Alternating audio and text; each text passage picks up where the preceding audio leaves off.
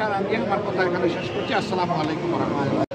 যে তারা সত্যিকারের বিচারটা পেয়েছে, হয়তো বা তারা কিছু সান্ত্বনা পাবে। আমরা আগামীতে এমন একটি বাংলাদেশ প্রত্যাশা করি যেখানে আর রক্তের গুলি খেলা হবে না, যেখানে মানুষের জীবনকে তুচ্ছ গণ্য করা হবে না, যেখানে মানুষ মর্যাদা, সম্মান, ভালোবাসা এবং সমতার ভিত্তিতে বসবাস করবে। এখানে ধর্ম বিবেচনায় কোনো মানুষকে অপমান করা হবে না এবং তার অধিকার কেড়ে নেওয়া হবে না। একজন নাগরিক হিসাবে সকলের মতো সকলেই সমান অধিকার এখানে ভোগ করবে এবং এটা শুধু আল্লাহর কোরআনের ভিত্তিতেই সম্ভব। আমরা সেই ধরনেরই একটা সমাজের জন্য লড়াই করছি। আমরা খোদা দুর্নীতিমুক্ত একটা সমাজ চাই, কিন্তু এই সমাজ গড়তে হলে অবশ্যই ছাদাবাজ, দখলদারমুক্ত সমাজ গড়তে হবে।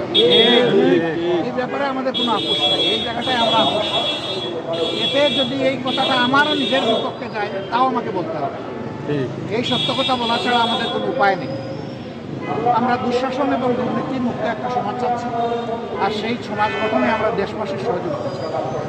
এবং আপনারা সাংবাদিক বন্ধুগণ যারা আছেন, আপনাদেরকে আল্লাহ তাআলা এমন একটা জায়গায় রেখেছে যে আপনারাই সমাজের পুরা চিত্রটা দেশ এবং দুনিয়ার সামনে তুলে ধরতে পারেন। ইচ্ছা করলে আপনারা সাদাকে সাদা হিসাবেই আনতে পারেন, আবার সাদাকে আপনারা গোপন করে ফেলতে পারেন। আমাদের অনুরোধ থাকবে সাদার বিকাশ এবং কালোর বিনাশে আপনারা ভূমিকা রাখবেন।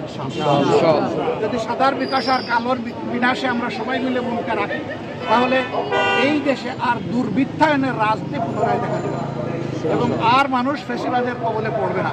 আল্লাহ এমন একটি দেশ আমাদেরকে গড়ার তৌফিক দান করুন।